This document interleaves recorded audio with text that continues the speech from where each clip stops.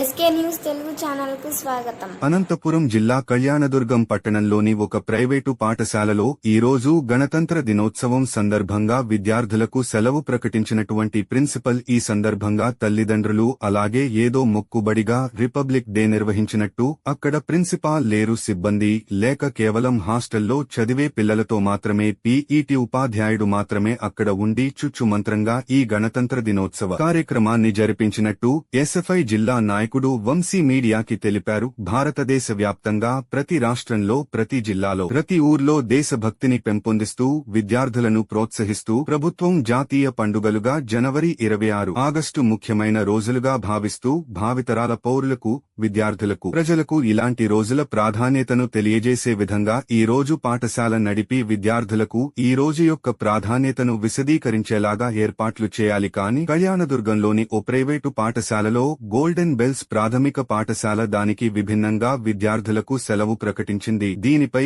విద్యార్థుల తల్లిదండ్రులు స్పందించి విద్యార్థి నాయకులకు, మీడియా మిత్రులకు విషయం తెలియజేశారు. దీనిపైన స్పందించి చర్యలు తీసుకోవాలని, విద్యాశాఖ సంబంధించిన అధికారులు చర్యలు చేపట్టాలని, భవిష్యత్తులో ఇలాంటి పరిణామాలు పునరావృతం కాకుండా చర్యలు తీసుకోవాలని కోరుతున్నామన్నారు. నా పేరు వంశీ, భారత విద్యార్థి ఫెడరేషన్ ఎస్ఎఫ్ఐ విద్యార్థి సంఘంలో పనిచేస్తున్నా, కళ్యాణదుర్గం.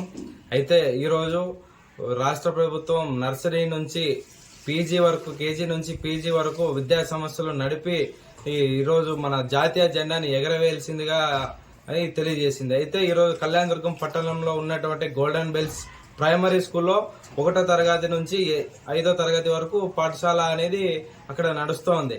అయితే ఇప్పటికీ దాదాపు 600 నుంచి 800 వరకు విద్యార్థులు ఉన్నారు. అయితే ఈరోజు మన రిపబ్లిక్ డే, గణతంత్ర దినోత్సవం సందర్భంగా ఈరోజు జెండా ఎగిరేయాల్సింది పోయి అక్కడ స్కూల్ యజమాన్యం ఈరోజు గవర్నమెంట్ ఆదివారం అని చెప్పేసి సెలవు ప్రకటించి 600 మంది ఉన్న విద్యార్థులతో ఉత్తమ 30 మందితోనే ఈరోజు జెండా ఎగిరేసి చాలా అవమానపరచడం జరిగింది.